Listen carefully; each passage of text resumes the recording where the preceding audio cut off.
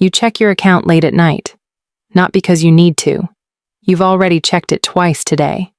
But something pulls you back. That quiet, restless itch that doesn't have a name but feels a lot like dread.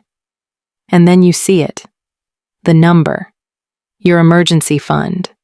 And for a moment, just a moment, you breathe. There it is. That cushion you built. That proof you're being responsible. That stack of digital dollars sitting exactly where you put it, doing exactly what it's supposed to do. You close the app. You try to sleep. Here's what nobody tells you about that feeling. It's real. The relief is completely real. But the safety it's pointing to? That part might be a story you're telling yourself. Because for millions of people who are doing everything right, checking every box, following every piece of advice they were ever given, the emergency fund they built to protect their future has quietly become the thing standing between them and it. Not because saving is bad. Saving is not bad. But there is a version of saving that looks like responsibility and functions like stalling.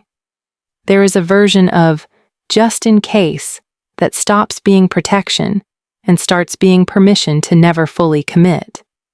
And there is a version of financial safety that feels like solid ground, right up until you realize you've been standing still on it for years. That's what this video is about. Not whether you should have an emergency fund. You should.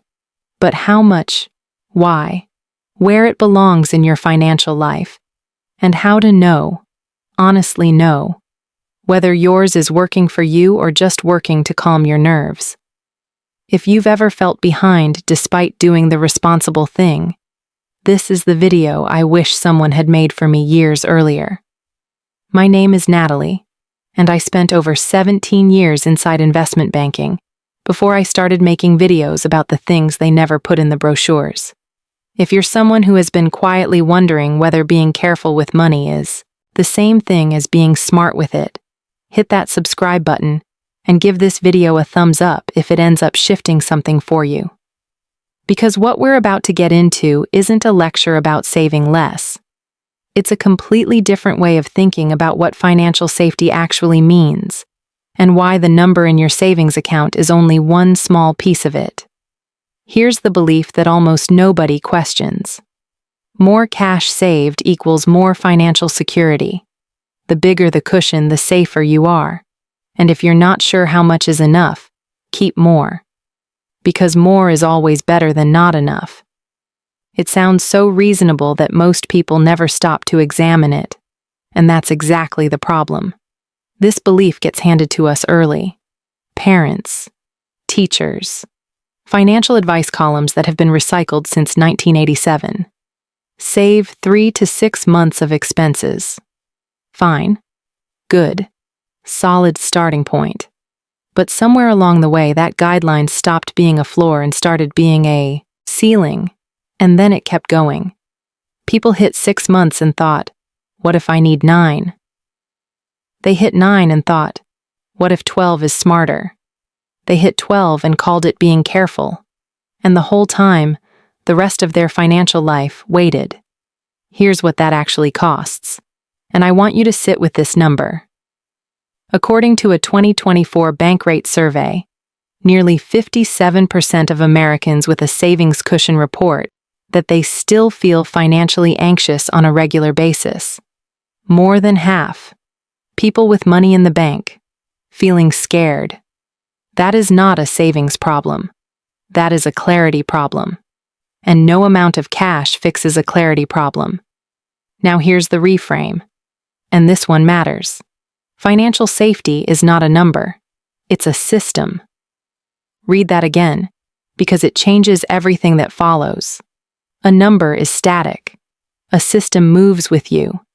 A number gives you a feeling. A system gives you actual protection. And when you treat safety like a number to hit, some magic figure that will finally make the anxiety stop, you end up doing 2 damaging things at once. You overtie your capital in cash that is quietly losing purchasing power to inflation, and you undertie your future to any strategy that would actually build something. Let me show you what this looks like in real dollars. Say you're keeping $25,000 in a standard savings account, earning 0.5% interest. That feels like safety. But inflation running at even 3% annually is quietly eroding what that $25,000 can buy, by roughly $750 every single year. Over 5 years, you haven't protected $25,000. You've watched it shrink in real terms by close to $3,800, while it sat there looking untouched. Now contrast that with someone who keeps a leaner, smarter $10,000 cushion, 3 months of their actual essential expenses, not their total spending, not their fear, and moves the other $15,000 into a high-yield account or a basic index fund. That $15,000, invested at a modest 7% average annual return, becomes roughly $21,000 in 5 years. The person with the smaller emergency fund ends up in a stronger financial position than the person who felt safer. That is not a coincidence. That is what happens when you stop chasing a feeling and start building a structure. The false belief isn't that saving matters. Saving absolutely matters. The false belief is that more always means better. That the anxiety will stop if you just add another $1,000 to the pile. That responsible equals cautious, full stop. It doesn't. Responsible means intentional. And intentional means asking harder questions than, is this enough to feel okay tonight? Now here's where it gets interesting. Because once you understand that safety is a system, once that clicks, you start asking completely different questions about your money. And those questions lead somewhere most people never go. Let's start with something that sounds almost too simple to say out loud. Safety and stagnation feel identical when you're inside them. That's not a criticism. It's just true. When your money isn't moving, when your accounts look stable, when nothing is going wrong, it is genuinely difficult to tell the difference between being protected and being frozen. Both feel quiet. Both feel still. And because our brains are wired to interpret stillness as safety, we stop questioning it. But stillness in your financial life is not the same as stability. Stability means your structure is working. Stillness means nothing is happening. And in personal finance, nothing happening is rarely neutral. It's usually slow backward motion dressed up as calm. Here's what that actually looks like for most people. You build your emergency fund. You hit a number that feels right. Maybe $15,000. Maybe $30,000. Maybe more. And then something interesting happens. You stop.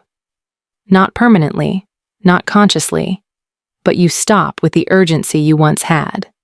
The debt payoff that felt pressing becomes less pressing. The investment account you meant to open stays unopened. The financial plan you said you'd build once you felt more stable keeps getting deferred, because stable never quite arrives. The cushion that was supposed to launch you into the next phase became the next phase. That is safety becoming stagnation, and it happens to careful, intelligent people all the time. Now here's the part most people miss, and this one's uncomfortable, so stay with me. A significant portion of oversized emergency funds aren't built from strategy. They're built from anxiety. According to a 2023 Federal Reserve report on household financial wellness, nearly 63% of Americans who describe themselves as savers also report making financial decisions primarily based on avoiding loss rather than building gain. Not both. Primarily loss avoidance, meaning the dominant emotion driving their money choices isn't ambition or planning. It's fear wearing a responsible mask. And fear is a terrible financial advisor. When anxiety is running your savings decisions, the math gets distorted. Every possible risk feels larger than it is. Every scenario where something could go wrong gets overweighted, and the natural response, the one that feels most soothing, is to add more to the pile. Another month's worth. Another cushion on top of the cushion. Because emotionally, more cash in the account means more distance between you and the thing you're afraid of. Except it doesn't actually work that way. The anxiety doesn't stop when you hit the number. It moves the number. Ask yourself honestly, have you ever fully relaxed about money because your savings balance went up? Or did the goalposts shift quietly, the way they always do? This is not a character flaw.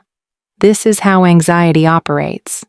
It will always find a new threshold, which means the only way out of the loop isn't more cash. It's a different framework entirely, and that connects directly to the third thing worth naming here. Just in case can become a lifestyle. It starts sensible. You keep extra cash just in case the car breaks down, just in case the roof leaks, just in case the economy does something unpredictable. Fine. All real possibilities worth planning for. But listen to how that phrase operates over time. Just in case becomes the reason you don't pay off the $8,400 credit card balance at 22% APR. Because what if you need that cash next month? Just in case becomes the reason you don't increase your 401k contribution. Because what if something comes up? Just in case quietly justifies every delay, every deferral, every not yet, until not yet has been running your financial life for 4 years. At some point, just in case stops being protection. It starts being procrastination with better branding. Let me show you what this looks like in a real person's life. Diane was 38, a school administrator in Atlanta, earning $74,000 a year. She had $22,000 in savings, nearly 8 months of her essential expenses, and she was proud of it. She should have been. It took her 5 years to build, but she also had $11,200 in credit card debt sitting at 19% interest, a 401k she'd never increased past the default 3% contribution, and a vague plan to start investing properly once things felt more settled. Things never felt more settled. What Diane had built wasn't a safety net. It was a psychological holding pattern. The $22,000 made her feel prepared for disasters that statistically had a low chance of happening simultaneously, while the $11,200 in debt was costing her roughly $2,100 in interest every single year. She was, in real terms, paying $2,100 annually for the feeling of security. When she finally mapped it out, when she actually put the numbers side by side, her exact words were, "I've been paying for peace of mind I wasn't even getting." That's the moment things started to shift. We'll come back to exactly what she did and what happened next. But first, there are a few more things you need to understand about how this works. Here's something else worth considering. Every dollar you own has a job, whether you assigned it one or not. The dollar sitting in your checking account has a job. So does the one in your savings account. So does the one on your credit card, except that one is working against you, compounding quietly at whatever interest rate you agreed to when you signed up and promptly forgot about. The question isn't whether your money is working. It always is. The question is whether it's working for you or simply working, generating returns for a bank, eroding against inflation, or servicing debt you could have eliminated months ago. This is what separates intentional saving from emotional saving. Intentional saving assigns every dollar a specific role based on real need. Emotional saving stockpiles dollars in one place because it feels better than making a harder decision about where they should actually go. And here's what intentional looks like in practice. Your emergency fund should match your real life, not your fear of life. Not a generic rule someone wrote in a column before you were born. A freelance graphic designer with variable monthly income and no employer benefits needs a fundamentally different cushion than a tenured public school teacher with stable pay, a union, and long-term disability coverage. Both are real people making real decisions. But if both follow the same 6 months of expenses rule without thinking about their actual risk profile, one of them is almost certainly holding too much cash and quietly paying for it. Think about your specific situation. How stable is your income, honestly? Not theoretically, actually. How many dependents rely on your cash flow? Do you have disability insurance? A working partner? Marketable skills that would get you hired within 60 days if you lost your job tomorrow? These aren't abstract questions. They are the inputs that determine what your emergency fund should actually be. A person with high income stability, solid insurance, and strong employability might need 3 months of essential expenses, not total spending, essential expenses, and nothing more. A single parent with one income stream and no safety net underneath them might genuinely need 9. The number is not the point. The reasoning is. Here's the one that stings a little.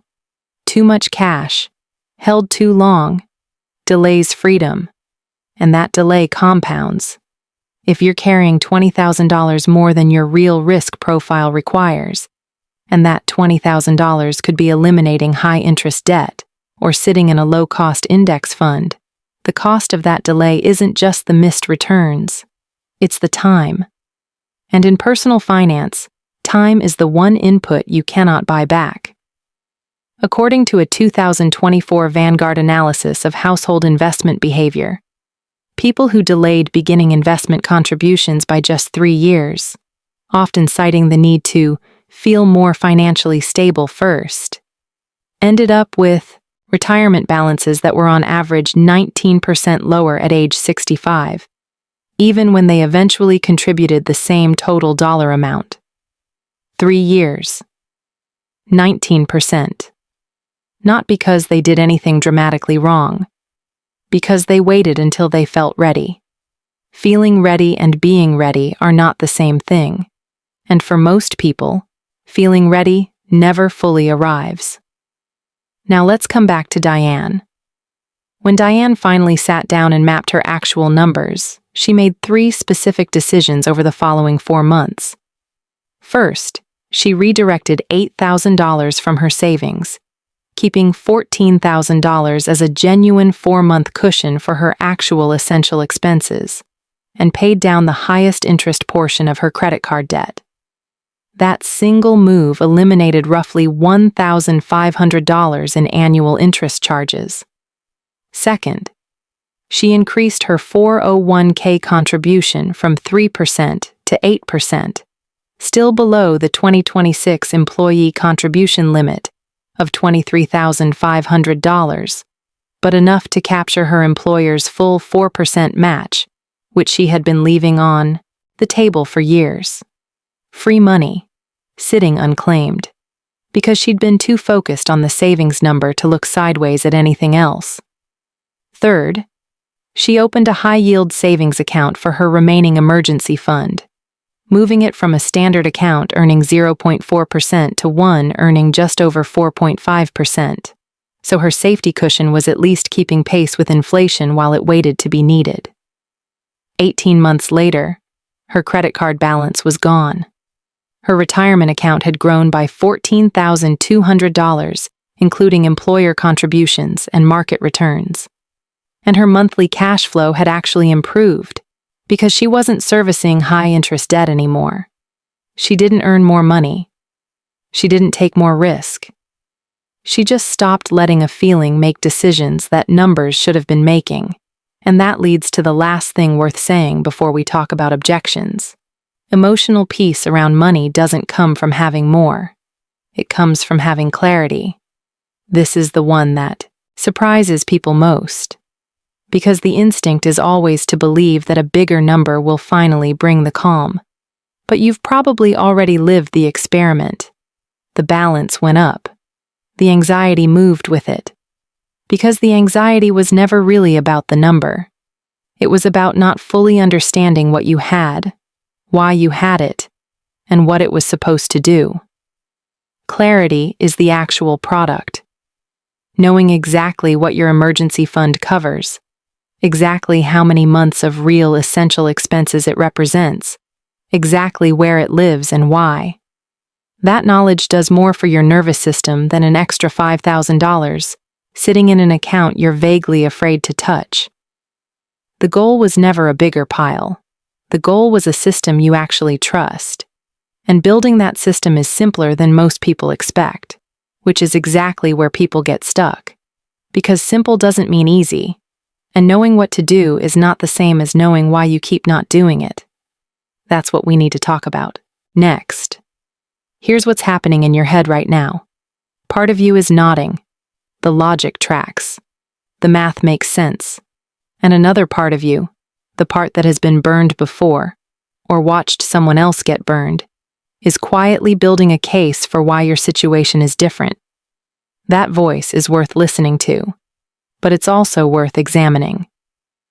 The first objection sounds like this. But what if I actually need it? You picture the scenario. Job loss, medical bill, car engine, roof, and the thought of having less cash in the account during that moment feels genuinely frightening. Not abstract frightening, but viscerally, physically uncomfortable. Here's what I'd say to that. A properly sized emergency fund still covers real emergencies. Trimming an oversized cushion doesn't mean dismantling your protection. It means right-sizing it. If your essential monthly expenses, rent, utilities, groceries, minimum debt payments, total $3,800, then $15,200 is 4 full months of coverage. That is not a thin safety net. That is a real one. The question isn't whether to have protection. It's whether the extra $10,000 sitting beyond that protection is earning its place, or just earning your bank a little extra float. The second objection sounds like this. My income isn't that stable. I genuinely need more. And you might be right. This is exactly why the rule has to be personalized, not copied. If you are freelance, commission-based, seasonally employed, or supporting dependents on a single income, your buffer should reflect that reality. Nobody in this video is telling you to operate with 3 months if your life genuinely requires 6 or 8. But here's the honest follow-up question. Have you actually calculated your real essential expenses? Not your total spending, your essential expenses. Most people haven't. They've picked a number that feels safe without ever doing the arithmetic underneath it. Run the actual numbers first. You might find your cushion is exactly right. You might find it's $12,000 larger than your real risk requires. You won't know until you look. The third objection sounds like this. I tried investing before and it didn't go well. That's a real experience, and it deserves a real answer. Markets drop. Timing can be terrible. And if you put money in at the wrong moment and watched it shrink, the lesson your nervous system learned was, cash is safer. But the system we're about to talk about isn't about chasing returns or timing anything. It's about structure. Debt elimination. Employer matches you're currently leaving unclaimed. High-yield accounts that protect your cushion while it waits. None of that requires market exposure you're not ready for. The path isn't complicated. What makes it hard isn't the strategy. What makes it hard is that the strategy requires trusting a plan more than you trust a feeling, and that's a different kind of work entirely. Here's exactly how to start. So what do you actually do with this? Here's the system. Simple, sequential, and designed so that step 1 takes less than an hour. First, calculate your real essential expenses, not your total spending. Pull up your last 3 months of bank and credit card statements. Separate every transaction into 2 columns. Essential, meaning your life breaks down without it. rent or mortgage, utilities, groceries, minimum debt payments, basic transportation, and everything else, subscriptions, dining, discretionary spending, goes in the second column. Add up column 1 only. Take that monthly number and multiply it by the number of months your risk profile genuinely requires. Stable salaried income with benefits, 3 to 4 months. Variable or solo income with dependents, 6 to 8. That result is your real emergency fund target. Write it down. This is the first time most people have ever seen this number clearly, and it changes everything that comes after. Second, right-size your cushion and move the excess somewhere with a job. If your current savings balance is larger than the target you just calculated, identify the surplus. That number, whether it's $4,000 or $14,000, needs a reassignment, not a deletion. If you're carrying high-interest debt, that surplus goes there first. Every dollar applied to a 20% APR credit card earns you a guaranteed 20% return. No investment on the market offers that with that level of certainty. This is exactly what Diane did, and it was the move that unlocked everything else. Third, capture any employer match you're currently leaving behind. Log into your 401k portal this week. Find your current contribution percentage. Find your employer's match threshold. If your contribution is below that threshold, raise it immediately, at minimum to the match ceiling.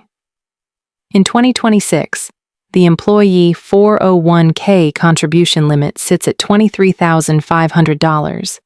You don't need to hit that number today, but you do need to stop leaving free money on the table. An unmatched employer. Contribution is the only place in personal finance where the return is literally 100% on day one. Fourth, move your emergency fund to a high-yield savings account if it isn't already. Standard savings accounts at traditional banks are still paying between 0.3% and 0.5% interest in 2026. High-yield savings accounts at online banks are currently offering between 4.2% and 4.8% APY on liquid FDIC insured deposits. Same protection, same accessibility, meaningfully better return while that money waits. This is not investing. This is not risk. This is just not leaving money in the wrong account out of inertia. The transfer takes about 15 minutes and pays you every single month for doing it. Fifth, set a 6-month calendar review for your emergency fund target.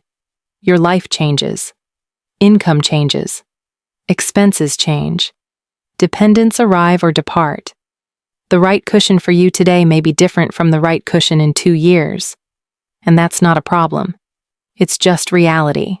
Set a recurring reminder every 6 months to run the same essential expenses calculation from step 1. Adjust accordingly. This is what it means to treat safety as a system rather than a static number. It evolves with you instead of sitting still while your life moves around it. You don't need to do all of this today. You need to do step 1 today. It takes under an hour. It costs nothing. And it gives you the one thing that actually reduces financial anxiety. Not a bigger balance, but a clearer picture.